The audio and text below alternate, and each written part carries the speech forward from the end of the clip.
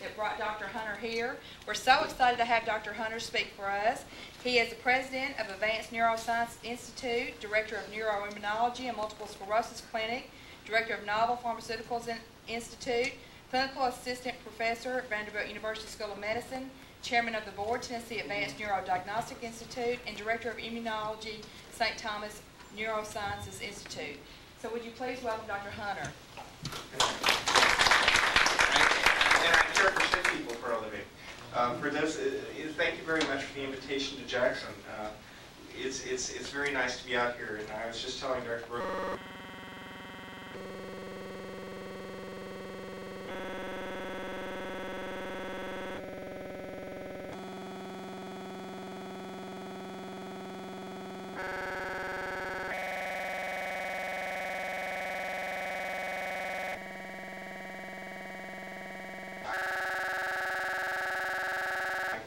A real bastion of neurology for the region, because it's Jackson is very well endowed with neurologists for the size of the city, and good ones at that.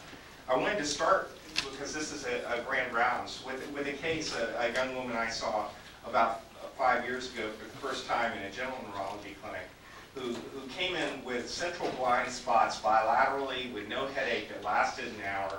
It wasn't real typical kind of migraine.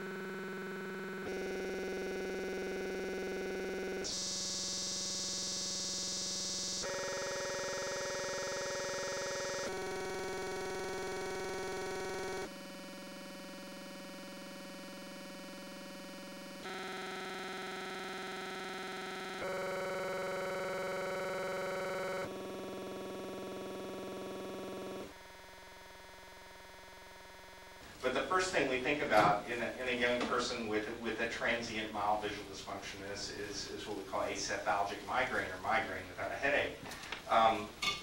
This is not a typical presentation for optic neuritis, which is usually unilateral, progressive visual dysfunction.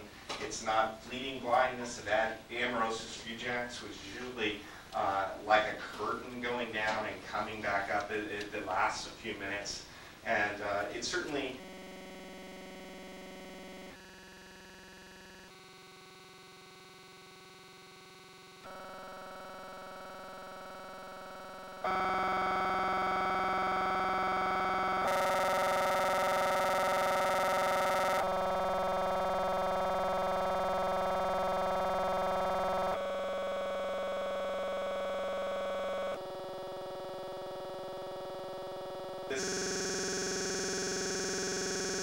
this was a nurse, and I didn't think that this was a psychogenic disorder.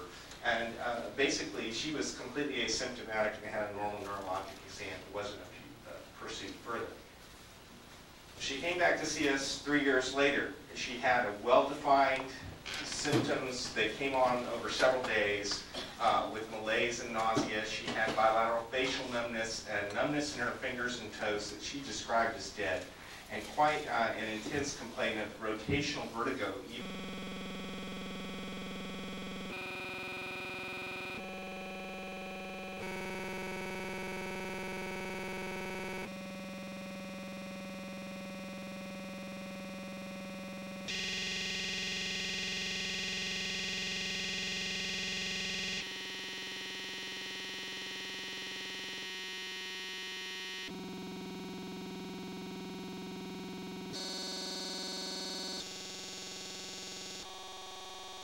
Holding still, which is of course typical of a central nervous system complaint or Meniere's disease, rather than benign positional vertigo. And because of this, she couldn't drive. And she also complained about her arms and legs feeling heavy when she was doing any kind of exercise. This would be kind of my differential with this set of complaints. And anxiety and hyperventilation usually causes very transient symptoms. They usually last just a few minutes. And of course, that person appears anxious.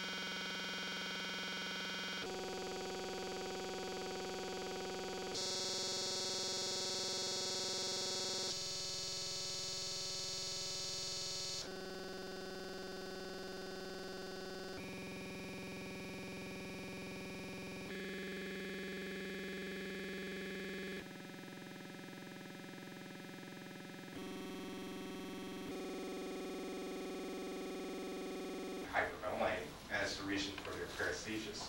Labyrinthitis, or an acute inner ear syndrome that we presume is inflammatory, is usually going to cause rotational vertigo, but not numbness unless somebody's hyperventilating. It certainly shouldn't cause any weakness. Meniere's disease is a disturbance that almost always causes simultaneously hearing loss on the affected side, and again doesn't have any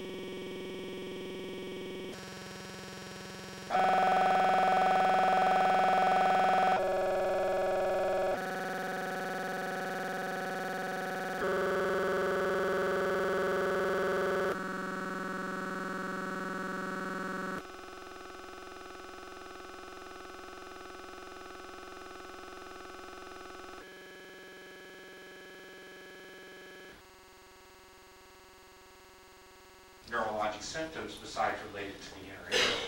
And inflammatory demyelination is the last thing that's a possibility in someone this age who has a neurologic problem, especially one that's suggested to be multifocal complaints. And when we examined her carefully, she has several neurologic abnormalities. The first was she had a diminished visual acuity on the right with an afferent pupillary defect and some changes in the optic nerve head that looked chronic. She had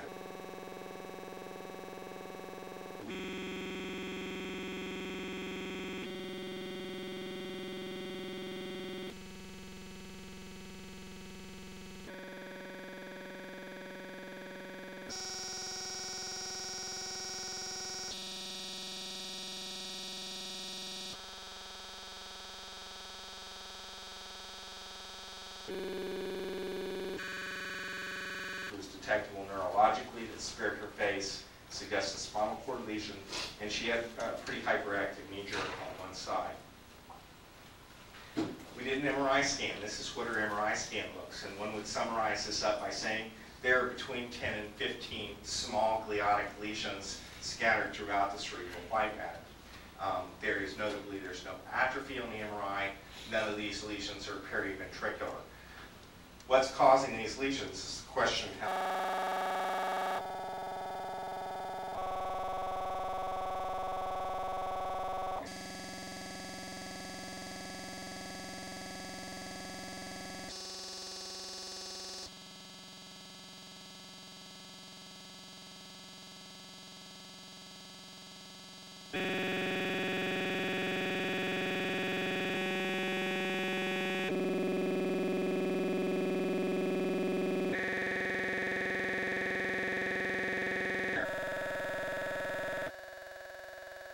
Whatever it is, it's been there a while. At least some of these would likely have been there if we'd done an MRI 3 years before. Well, they could be infarcts. They're probably not infarcts in some of these stages. She hasn't had symptoms which are well-defined for cerebral ischemia. Multiple sclerosis means that you've had multiple episodes in different parts of the nervous system. While she could have this, we've only observed really one that was typical for that. A common interpretation given to these abnormalities by radiologists would be their white matter changes associated.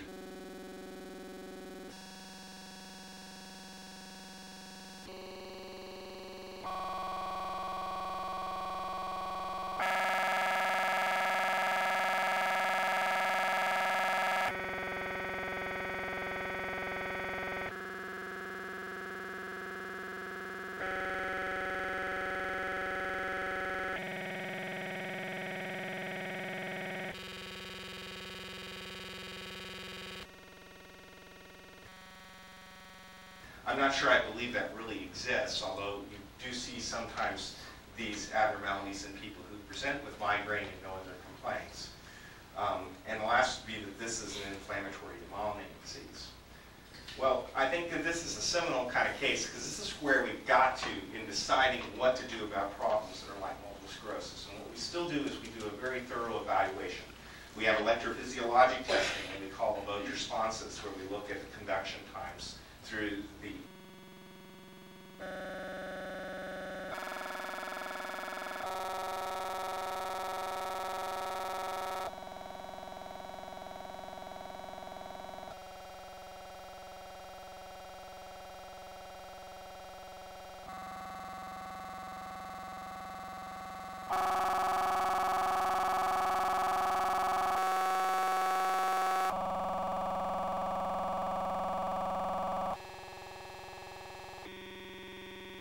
nerves through the brain stem and through the spinal cord. And she had a prolongation of conduction time from her left leg, which means that she has a spinal cord lesion, which we suspected clinically anyway, and the other studies were normal. Being a nurse, she felt free to refuse standard diagnostic testing, and we looked rather at length for many kinds of connective tissue infectious abnormalities, metabolic abnormalities to be associated with central nervous dysfunction. We treated her with what we call the Lancet.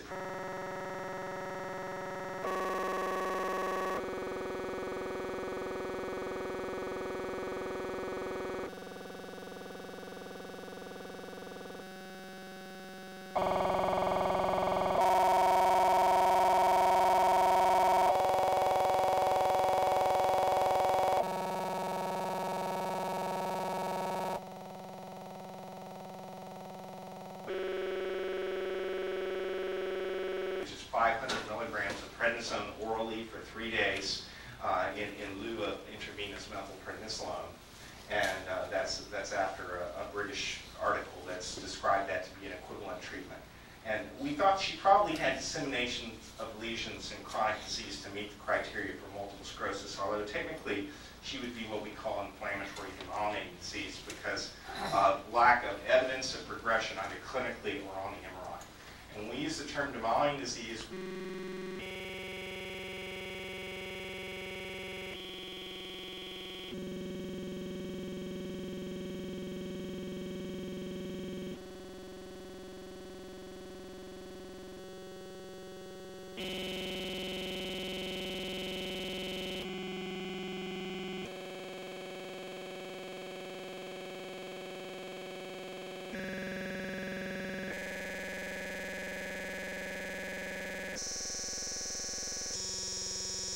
someone's had an inflammatory unifocal or multifocal event in the central nervous system that may or may not resolve completely, we know that almost all these people go on to have MS. MS means there's been standard criteria met for chronic disease. We try not to give that diagnosis unless it really meets that criteria because it does impair them in terms of obtaining insurance coverage. What we've entitled the talk today, Myths About MS, because I don't think there's any other neurological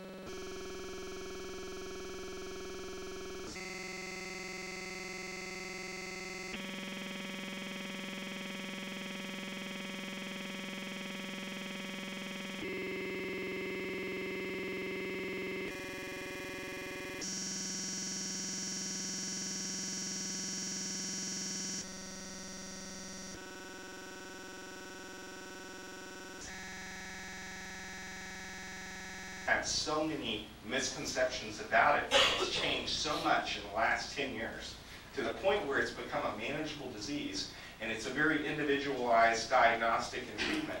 I think neurologists have their hands full nowadays. We thought MRI was going to make it easy for us. MRI has helped us a lot with this illness, but it's become a way to help monitor the disease as well as to diagnose it. But it's really still largely a clinical judgment, the diagnosis and treatment.